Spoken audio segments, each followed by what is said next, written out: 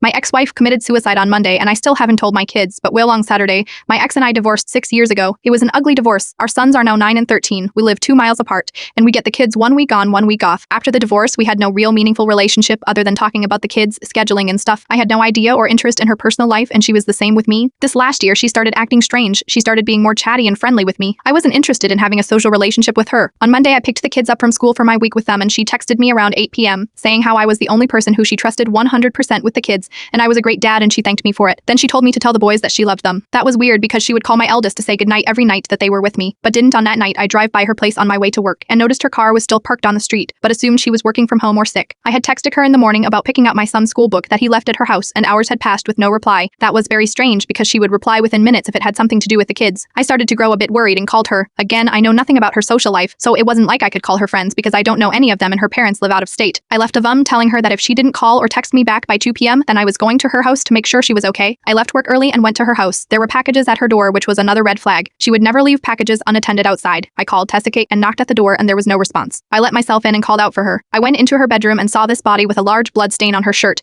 and something that looked like a phone in her hand. That wasn't a phone. It was a gun, and she had shot herself in the heart. Carla the cops, and they questioned me for 3 hours and told me they would reach out to her parents as I was no longer next of kin. I had to pick up my kids and kept a stone face as I was still processing the situation. On Wednesday, my eldest started complaining that his mom was not replying to his text messages and demanded that I take him to her house, which is still all taped up. He thinks she's ignoring his texts or that her phone is broken and wants to tell her to fix it. I asked to speak with his principal in private and told him that he would be missing school next week. He asked what in the world could be so important that he should miss a week of school. I told him his mom just committed suicide the other day, and I haven't told him yet. Her mom has been calling me constantly asking to speak to the boys, but I told her I haven't told them yet because things have been moving too quickly. My eldest is picking up that something has happened, and now the 9-year-old is picking up Shechty too. My 13-year-old is demanding that we go to his mom's and even threatened to ditch school if I didn't do it. The 9-year-old wouldn't let me drop him off at school. I had a meltdown. I decided to tell them what happened Saturday because I am not prepared to deal with the madness coming my way. My 13-year-old will lose his shit.